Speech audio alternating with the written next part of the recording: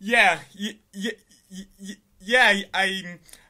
But now my question for you would be, well, there is a text in Church 20 where it is said that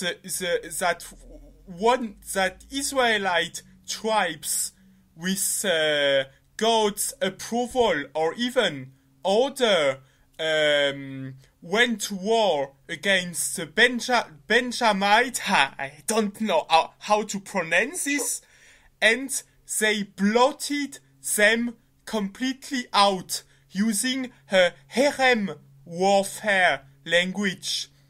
And Tom Stark pointed out that one cannot view this as a stock ancient Near East language, because there really were not any wife or children left in the Benjamite tribe after the assault. Okay, well, there are several things. I mean, I've actually written a response to that objection in some of my work, and I've got a response to objection in my book and what have you. And that wasn't from Tom. I mean, other people have said this to me as well. But I'll say a couple of things there. Firstly, you said that in that passage, God commands them to go in and kill the Benjaminites, and it's done with God's approval. That's not obvious to me at all. I mean, I've been studying the Book of Judges recently, and most commentators I read on the Book of Judges see the Book of Judges as showing Israel at its worst. The Book of Judges begins with, this idea of the cycle that Israel reject God, they reject God, they turn away from Him, so they fall under a foreign invader, they call out to help, God sends a judge, and then they reject Him again and get worse than before. And this cycle is followed in the Book of Judges over and over, so each judge gets progressively worse. And so the point of, and then at the end of the chapter, the last judge, Samson, is just terrible morally. And then you get to the end of the chapter, and it's all about Israel had no king, and everyone did what was right in their own eyes. And it spells out the terrible things Israel did in this state where they had no king and everyone did what was right in their own eyes. So I don't think the passage in Judges, in its context, is saying, "Hey, God approves of this." I think I think a case has been made by many commentators. And this seems to be reasonably standard in the commentators I read on the Book of Judges, are making the case that the Book of Judges actually doesn't endorse what happens in these texts. I mean, there's a article in the Journal of Old Testament Studies, which I could refer you to, which is about the issue of Jephthah's daughter, and the human sacrifice, the human sacrifice, lots of stuff, which makes this point. And Lawson Younger, in his commentary on Judges, makes this point. So, firstly, I don't think that it's necessarily true to say that this incident in the Book of Judges is approved by God. I mean, I think you can make the case that that's the opposite is the case. So that's the first thing I would say in response to that. Second thing I would say in response to that is that when language is used, it is not always used literally or always used hyperbolically. Whether it is used one way or another depends on the context. And in fact, hyperbolic language works because it's language which sometimes is used literally. When I use a figure of speech that's hyperbolic, like I say to my wife, why do you always exaggerate? That language can be used literally. I'm not using it literally in that context, but it can be used literally. So the fact that the language is, even if you grant that the language is used literally in the Book of Judges, it doesn't follow from that it's used literally in the Book of Joshua. Right, you would have to look at the context. Yeah. And the difference you point out there is in the Book of Judges, it follows it up by saying all the women were dead. In the Book of Joshua, it follows it up by saying these cities were still alive and still populated afterwards. So the context is different. But secondly, and this is off the top of my head because I can't remember all the details here, but I don't actually know that it's correct that the word harem is used in the way you say it is in that passage. I've got something about this in my book, but I can't remember the details off the top of my head. But I'm not actually sure that the word harem is used that way, and nor is it as obvious as you think it is. I mean, there are, again, it's kind of the thing is not in front of me, so I can't tell you. But I do remember, I think somewhere in the Book of Samuel, there's a suggestion that even the annihilation there was not as outright as it appears to be. So I think there are several things I would say about that passage, why I don't think that kind of argument is plausible. But the main one is even if the word hedem is used that way in that text, it doesn't follow that the word hedem is used that way every other place it occurs in the scriptures. So I don't think you can do that. I think it's just bad exegetical method to say, because I can find the text used literally in this context, therefore I can say it's used literally in another context. You're dealing with a different issue. Okay, I see your point, but so you believe, but it's kind of problematic, because if one read the passages, Judge 20, one can find the people of Israel arose and went up to Bethel and inquired of God, who shall go up first for us to fight against the people of Benjamin? And the Lord said, Judah shall go up first. So it seems really to be the case that the author was endorsing all what followed.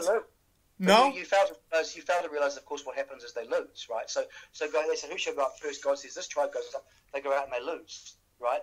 Which tribe shall go up first? This tribe, and they lose, right? So it's not clear that God is that the point of this passage is to say God endorses the attack. I mean, the point is you've got to read that in the broader book of Judges. What's going on there? There are some, now I can't, again, this is off the top of my head, but there are some authors that think that the whole point of this passage is that to show God's disfavor at them. God sends them out and says, you're not going to listen to me, stuff you, go out and fight and lose, right? Now, I've heard commentators that say this, and I haven't got the stuff in front of me, but what I'm saying is if you read this passage in the book of Judges and you understand the broad theme of the book of Judges and where this is going, and notice also that phrase, who will go up first? Judah will go up first. That's also the phrase that occurs at the very start of the book of Judges, right? In the book of Judges, they say, who shall go up against the Canaanites, right? And God says, Judah shall go up first against the Canaanites, right? And so when you get to Judges 19, you get a story of a horrific story of this rape of this woman, which sounds very much like the story of Sodom and Gomorrah. Why is this? Well, because the author, or the person who's put the book of Judges together, is making the point, Israel are behaving like the nations around us. Israel are behaving as bad, if not worse, than the nations around them, and they're doing the same kind of atrocious things. This is what God warned them against. And so, in light of, and that's a central theme of the book of Judges. The book of Judges is that they worship all these idols, and they started doing the terrible things these nations did, and what have you. So it's not surprising that when you see a thing at the end of the passage where God speaks to them the way he had spoken to the Canaanites earlier on in the passage. He says, Judah will go up. In other words, what's happening now to Israel now is the same thing. They're behaving like the Canaanites. They're going to war against the Benjaminites in the same way they went to war against the Canaanites at the start of the book of Judges. There's a parallel, right? So this is the point I'm making, is if you read this text carefully and you understand the broader themes of the book of Judges, it's just not anywhere near as straightforwardly obvious to say, well, look, God is endorsing this simply because it has this reference to Judah going up. When you understand when you understand the broader themes of the book of Judges and what's going on, right? Yeah, okay, but this isn't me making something out of the top of my head. This is something I got from reading the leading commentators of the book of Judges. This idea that the book of Judges is actually a comment on Israel's depravity. And the whole point of the story is how bad and worse they get and how they behave like Canaanites and what have you. So the point of that passage, when you read it in the context of the whole book of Judges, is not to say, hey, this is a wonderful thing. It's to say, hey, look how terrible Israel's become. They're behaving like the pagan nations around them. God says, Judah shall go up. That's what he said about fighting the Canaanites, and now it's being said about fighting one another. We are like the Canaanites. The same thing is happening. It's the author using deja vu with the text. These kinds of things are what commentators on the book of Judges say about the book of Judges. If you're going to dismiss that, then you have to deal with these broader themes that are in the book of Judges and give some other plausible account of what this passage is doing. And what do you think about Randall Randall Rouser's point that harem warfare should be viewed as meaning a great sacrifice to a deity, to a god. That harem. Well, harem can have that meaning. The question is whether harem always has that meaning, right? Yeah. So you know, there is a context where the word harem means devotion to a deity, correct? But there is a debate about whether or not there is also a sort of secular meaning to that term. And let's not forget too that we use language this way and other. When the word sacrifice has this kind of meaning in English as well, right? So we in New Zealand here we have a day called Anzac Day, where we remember a very famous battle that happened in World War I called Gallipoli, where thousands of New Zealanders, or I think it was thousands, were slaughtered. And people get up and they say, remember the great sacrifice that New Zealand soldiers made, right? So that English word sacrifice can be used in a secular context, and we can also use the word sacrifice in a cultic religious context, right? And so the issue is whether the word herem has that meaning in all these contexts. Is it always the idea that this is some kind of sacrifice to a deity, or is it being used in a more looser sense? And that's the issue. He's right that I think he's right that it can have this meaning. The question is whether it is always this meaning and how much you're going to build into it. Well, there is a sense in which any death in combat is a sacrifice, right? Any death in combat is a sacrifice for a cause. If I went out and if a person went out and died fighting, if say in the US Civil War, someone was opposed to slavery and they went out and they fought against the South and they died, you might say, look at all these lives that were sacrificed for the cause of, the abolition of slavery or something like that. Yeah. And there's a similar sense of literal sacrifice, right? So, but I'm saying this word in English has this loose meaning, and the question is, what does the word herem mean in these contexts?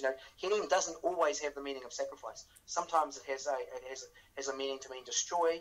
Sometimes it has this. Sometimes it carries that connotation. Sometimes it carries the connotation of devotion. Sometimes it's used hyperbolically. Sometimes it's not.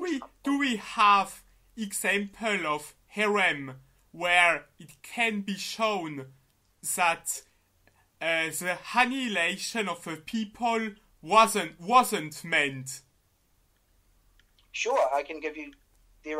Well, firstly, I think that you've got plenty of examples in the book of Joshua, because in the book of Joshua, you see it used in a context where it goes on to say those people are still alive, right? So Joshua 10 to 11, you have this phrase used repeatedly, and it mentions various cities and various regions. And then from about 13 to 18, it talks about how now Joshua is giving them the inheritance. They have to go up and take it. Yeah, and but then this land is full of people, right? So that's one of them. In the story of Samuel and the Amalekites and Saul, it uses the word herem. If you take the language sort of out of context and literally, you get the impression that every single Amalekite was killed. But then we see very clearly later on in the Samuel narrative that the Amalekites are raiding cities.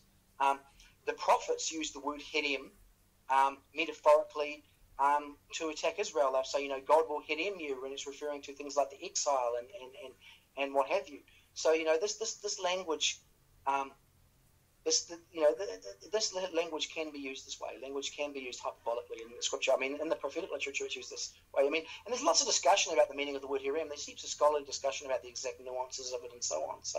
So again, it's not clear to me that this is a term. This word is a word that only ever is used literally, and it only ever means this. I just don't think that's not what my reading of the literature suggests.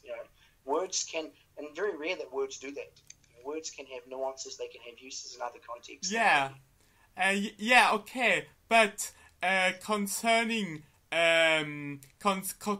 it's entirely true that if a new atheist wants to say the whole Bible is a genocidal book, it has, and he or she has a heavy burden of proof. He must show that all books of the Bible are not at odds with this idea or endorse this idea. And it's entirely right that the second half of the book of Joshua does not teach that the slaughter of the mass slaughter of civilians in the same way that the first half does. But Tom Stark, along many critical scholars, will argue that the first half and the second half of Joshua have different authors with different agenda, so that you cannot just say because the second authors did not believe in a genocide. This should also be the case of the first. Okay, well, I'll make a couple of things there. Firstly, notice the way you set that argument up there was circular, because you said the first half doesn't teach this. I mean, the first half teaches this, the second half doesn't. They may have different authors. Well, that's the question, though. Does the first half actually teach that? You can't argue that it doesn't teach that and then use that as an argument to show it doesn't teach that. That's circular. And you see, people like Lawson Younger and Kenneth Kitchen, they make this point about hyperbole precisely to respond to critical scholars who make that argument. The point they're making is the first half doesn't teach that. So you can't appeal to the first half teaching that as grounds for saying they're different authors, because that's the point in dispute. So that's the first thing I'd say to that. Second thing I'd say to that is that it's really, it's if you want to make that kind of argument, you still have a problem, because the tensions I'm talking about between, the text saying they killed them all and then the text also saying immediately afterwards they didn't kill them all, aren't just between the first and second halves of Joshua. They occur within the first half of Joshua itself. In my writing, I've pointed out there are a few places within the book of Joshua itself, in that first section, which is said to be written by the same author, where the same feature happens. And I think in one passage in Joshua 10, it talks about how they made a massive slaughter of them all and they killed them all. And then it mentions the people who ran to the fortified cities. In the Battle of Ai, if you read the Battle of Ai, which is very, very interesting, is it talks about how they have this ambush, and it talks about how all the men of Bethel and all the men of Ai ran out to battle, and they were caught in this ambush, and there were no survivors. They were all caught in this ambush, and they were all struck down. And then it says, and then after they had finished killing all the fugitives, right? But it just said there were no fugitives. I mean, so the same tensions occur there, and as I highlighted in my book, it's not just Joshua. These tensions occur frequently when this language is used. You can find place after place after place after place after place after place in Scripture where you see language of all people being killed, all people being destroyed, and then it's followed up very quickly by language which presupposes they're alive. So why does this happen so often? That would be the question I asked there. The other point I would make is if you take that line and you say the author of the first half teaches this and the author of the second half teaches this, then I think you can't argue the text teaches genocide. And here's why. What they're arguing is not that the author of the source used for the first half teaches one thing, and the author for the source for the second half teaches another thing.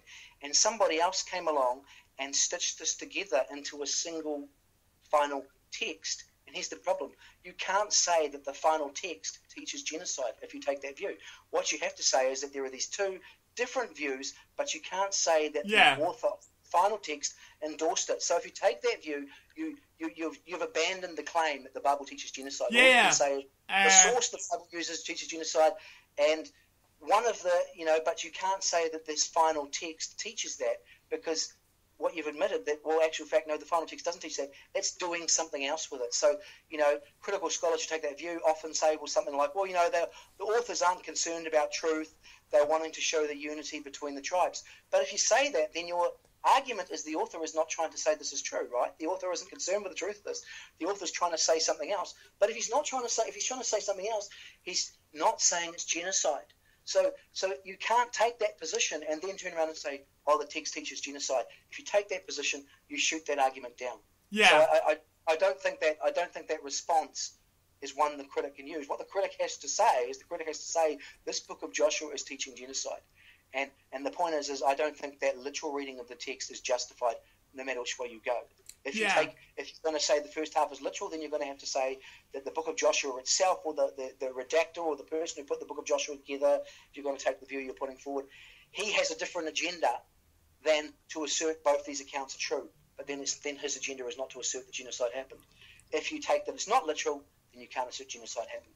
So either way, the only way you can assert genocide happened is if you choose to take one passage in isolation, take it literally, and ignore everything else.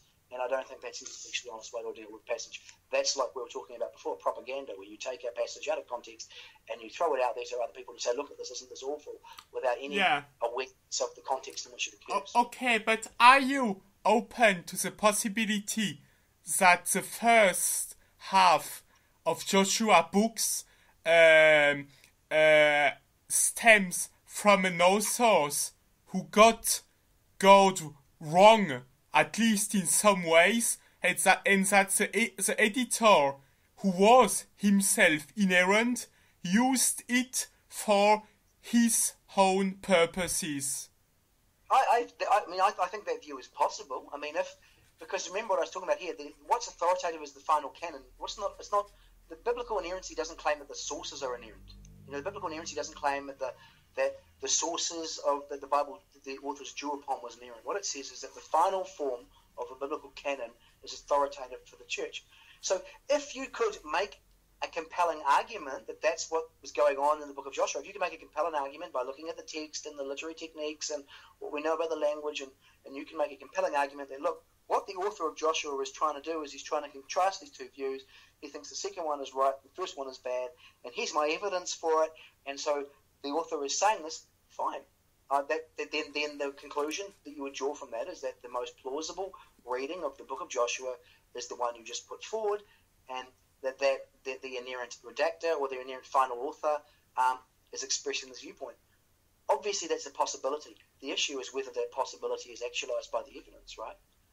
So, inerrancy doesn't commit you to interpreting this text a particular way. What inerrancy says is you interpret this text, you try and find out plausibly what the author of this text is saying and what God is using this text to say. You look at the language, you look at the literary genre, you look at what's there, you take into account the context, you do the best you can to interpret it, and the correct interpretation of this text is true.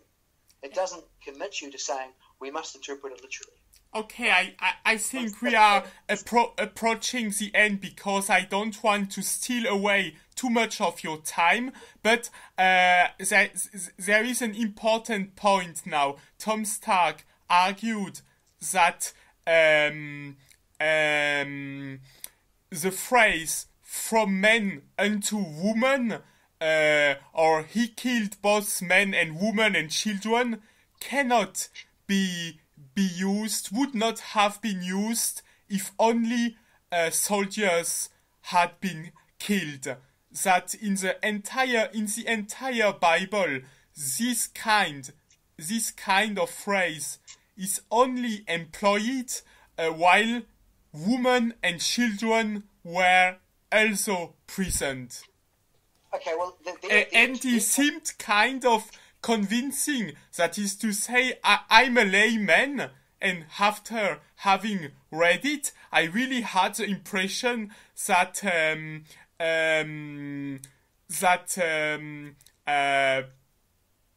what was his name?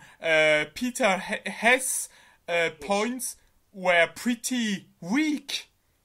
Well, okay, let me just say that firstly, that's not really addressing anything that I've ever said. That's addressing well, at least nothing that my argument hinges on. That's addressing a line of argument that was made by Richard Hess. And what Richard Hess argues is that when you use the word, that they're saying from man to woman is not the same as saying man and woman, right?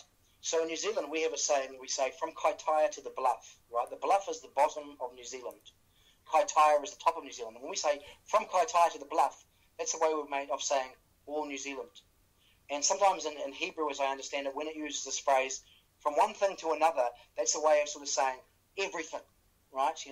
From top to the bottom, from north to south, we use this kind of language, right? And so what Richard Hess was arguing is when somebody says from man to woman, they're not saying all men and all women. What they're saying is everybody there, no matter who it is, right?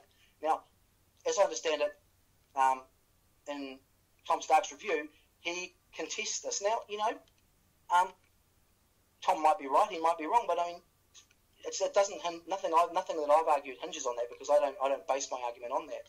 At least I don't base any central point on that. But again, I wasn't entirely convinced by that line of reasoning, and I'll give a couple of reasons. Firstly, the sample set is quite small. The number of times that passage from man to woman is only used a few times in the Old Testament. So the sample set is small.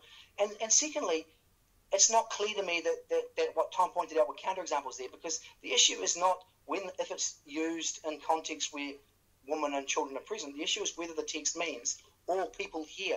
Now, obviously, if the phrase means all people here, that's going to be used a lot of times in context where kids are around, and so all people will include kids. So I think you would need more evidence. You'd need to look at more samples of how that particular phrase was used from outside the Bible, maybe from other Hebrew literature or whatever, and so on. I wasn't convinced one way or the other from that discussion. It seemed to me, what Hess was saying was that this phrase means all people, and that's quite compatible with all. It's quite compatible with using it in many contexts where it refers to children. Often the phrase all people. Okay, but do you agree with Paul Copan's assertion that it was possible for the inhabitants of Canaan to have made peace treaties with the invading Israelites? Well, the problem, that's something I'm not decided on. There are texts which suggest that, but there are texts which don't. Yeah. This is the maybe a good reason to give up inerrancy. No, it's not necessarily. Saying that I don't necessarily understand something in the text does not mean that I have to give up inerrancy any more than, current scientists don't understand everything about their particular theories of the earth. It doesn't follow from that they say that their theories are false, right? The problem is that there are passages where it says make no treaty with them, right? In the commands in Deuteronomy it says make no treaty with them. In the account of when they go to Gibeon, they go to Gibeon and they make the treaty. It talks about the people of Gibeon are a city from nearby, and so there's. But then there are other passages where it says none of the Canaanites tried to make peace with them, which sort of implies that had they tried to, that would have been the case. So I'm not decided on that. I have to look at that. I've heard different theories about it, but it's not something that I've looked into in any great detail. So it's something I've simply left out of my work. I don't think a huge amount rests on it. One way or the other, I don't think it really matters. I don't think it really alters the problem. The problem is that the text portrays God as commanding the killing of non-combatants. Whether they could have got out of it by making peace treaty or not is irrelevant. Yeah. Because it still portrays it, right?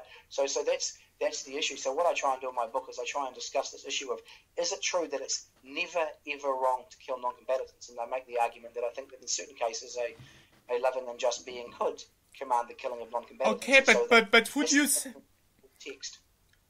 Okay, but would you say then that it would be right for God to order to soldiers go there and bludgeon all babies before the eyes of the terrified mothers? Well, many people think that today already. Put it this way: let's say that. Let's just phrase that question. If you're saying, do I think that in general, going out and killing men, women, and children is wrong? Is that something that is generally wrong in vast majority of circumstances? Absolutely, yes, I agree. Absolutely, in fact, I would support in principle an absolute ban on killing non-combatants in warfare. But there is within the language of the ethic, there is within the ethics of warfare, a lively discussion about whether there can be, in principle, even if you never sort of endorse it in practice, because of the practicalities of a rule, whether there can be situations where killing non-combatants is acceptable. Here's an example. Take a plane is hijacked by terrorists, right? And this plane is a civilian airliner. It's going to fly into a stadium and it's going to kill thousands of people if it flies into the stadium. So the Prime Minister gives an order to shoot the plane down. You make that order, you're shooting non-combatants, right? You're killing civilians. Is it obvious, therefore, that you should let the plane fly into the grandstand and kill everyone? No. There's been debate about the bombing of Hiroshima at the end of World War II. Now, I myself don't share this particular view, but some people have made the argument that, that was necessary because the alternative was significantly worse. The alternative would be much more death and much more carnage and much more bloodshed. Now, I don't necessarily share that opinion, but the point is this is a principled argument that intelligent ethicists have made, which said, look, in general, we don't kill non-combatants, but there are rare circumstances where this might be justified. And if you want to see someone who makes this argument, in fact, Sam Harris says some things in his book along this line. Yeah. He suggests Muslims, if the Muslims had buried, nuclear, he talks about Muslim nations burying nuclear silos deep in their cities in such a way that they're a nuclear threat to another nation, and there's no way we can hit that silo unless we, bomb the crap out of that area and kill lots of civilians, right? And he seems to suggest that he thinks that would be a necessary evil. But you would not like to turn into a Peter Singer, would you? Well, I don't think that requires me to turn to Peter Singer, because I think Peter Singer's an act-utilitarian, which is a much more complicated view. And like I said, I would support. I mean, I would say that I think there are two questions. The first question is whether, as human beings, is it okay for us to kill non-combatants? And I would say, like I said, I would support an absolute ban on the killing of non-combatants in practice. But do I think that in principle it's impossible for a loving and just God to ever endorse the killing of non-combatants? I don't think that's obvious at all. I think I can imagine plausible situations where a being like God, who was omniscient, was loving and just, didn't have the failings and the inability to make certain kinds of decisions and the propensity of corruption that we could. I can think of hypothetical situations where a God might endorse that. Now, should we ever endorse a rule like that? I think it's a different question, because rules that we endorse as human beings have to be rules that we human beings are going to use in situations where we're going to make fallible calculations, where we're prone to rationalisation, where we're corrupting and what have you. And so I support the line of argument that people have made that have said, well, look, even if in theory we can think of cases where this is okay, we should never endorse it in practice because we're really, really lousy at judging those cases. Okay. But that's a different question to saying whether an omniscient or loving God would never, ever... And notice, too, what's interesting here is to deny this line of argument, the atheist has to be an absolutist. He has to hold that there are moral absolutes which are never, ever able to be violated. I don't know many atheist ethicists today that hold that view. So it's quite odd that again you're seeing an extreme fundamentalist view being brought into text. But one could argue that there is no plausible way through which God would have been left with no other choice than ordering soldiers to slaughter babies.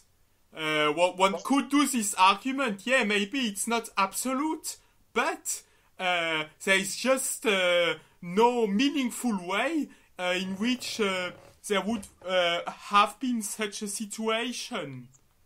Well, the problem with that argument is that we're familiar with moral dilemmas and all kinds of other situations. So, there are situations where we're forced to choose. Where there are situations in World War II where people face this problem that there were Jews hiding in their house, and the Gestapo were knocking at the door, and they said, are there Jews in their house? And they had to choose, do I lie or do I give the Jews up? And we face dilemmas all the time. Dilemmas are a normal feature of the moral life where we find that, oh my goodness, we have to choose between evils. Well, this isn't an unusual situation. The situation I used with the civilian airliner that was hijacked, that's a situation that very nearly happened on September 11th. So the reality is we do face all the time dilemmas between which moral principle do we follow. So God has set the world up in such a way, if you believe in God and you accept the parameters of this argument for the sake of argument that God exists and what have you, God has set the world up in such a way where we do sometimes have to choose between the lesser of two evils. That's already a fact about the world. So why would you suddenly say when it comes to killing, oh no, God never put in a situation where we're forced to face a dilemma and we have to choose between lesser evils in that situation. We do it all the time. And in fact, we do it even now. I mean, in my society in New Zealand, we have motorways, and we have we have these motorways where people drive 100 k's. One of the results of that is people die. We know that people die as a result of building motorways. That's a dilemma. Where does a society make? We say, okay, we'll build motorways. The response of one of the facts of building motorways is that people die, but motorways have certain benefits, and so as a result, we're willing to allow things that we know that a consequence of that will be death. We don't think, oh, God would never ever put us in a situation where we have to make that dilemma. He has. Okay. He's put us in situation all the time. Armed offenders have to decide at night whether to, the police, they're trying to deal with an intruder in a house or something. They don't know whether the person is armed or not armed. If they make the call wrong, they're going to get shot. If they make the call wrong, they're going to shoot someone who's innocent. They have to make these calls. We make calls, life and death calls, dilemmas all the time. So you can't then turn around and say, well, God would never ever be in a situation where where there'd be this dilemma, because the world God has set up is one where dilemmas happen. Okay, and now could you please tell us what are all your writings on this issue, both in terms of blog posts, articles, and books? Okay, well, let me see. Well, I've got a book coming out called "Did God Really Command Genocide? Coming to Terms with the Justice of God." With Paul. That's the book that me and Paul Copan have co-written. Yeah. We've also got a book. Both of us have co-written an article on it, and a book, I think it's by Baker, called "Defense of the Bible," where we have a title called "Did God Command Genocide?" I think it's called "Did God Command Genocide?" I think that's what the thing is called. And then there was another one that we co-wrote in the book called "The Ethics of Holy War," which was by InterVarsity Press, and it was looking at this issue. I would add that my thought has developed over time on this thing, and so some of the earlier articles have minor details in them that I may not necessarily endorse now, but that's the nature of publication and scholarship. Yeah. Then there was one that I wrote called, I think it was "God and the Genocide of the Canaanites," which was I think that's what it was called, or that was what the article was originally. I'm not sure what it ended up being off the top of my head. And that was a book edited by Bill Craig called "Come Let Us Reason." So that's probably in terms of books. In terms of blog posts, well, I've got heaps. You just have to go onto www.mnm.org.nz and type in Canaanites and see what you come up with. Okay, and what are you currently working about? I mean, besides this topic, what are your plans for the future? Well, I want to write, this is a topic I don't want to get pigeonholed on. I wrote an article on it, lots of people liked it, and heaps of people have asked me to write on it. It was never really an article it was never really a topic that I really wanted to put a huge amount of work into, but I have because people sort of asked me to. So what I would like to do is I'd like to write a lot more on God and morality. I would like to look at some stuff around divine command, meta-ethics, which I'm very interested in. I'd like to look at the whole question about what's the relationship between God and morality, and there's this question people say, can morality be sustained if there is no God? What would the denial of God mean for ethics? That's a topic I'm very interested in. I'd like to study that and get a handle on that a lot more. So there are a few things like that I would like to maybe look at some of the writings of the new atheists particularly on the issue of morality, and get a more focused critique on that particular issue rather than just a general view on their stuff on religion and science. So a few things like that I'm kind of interested in doing in the future. It's, with the book coming out, I'm sort of almost in a pause moment where I'm sort of thinking, now I've got to get back on my feet and start doing some other things. Okay. So thank you very much for this entire interview. I will put it online as soon as possible, and I wish you all the best for everything which is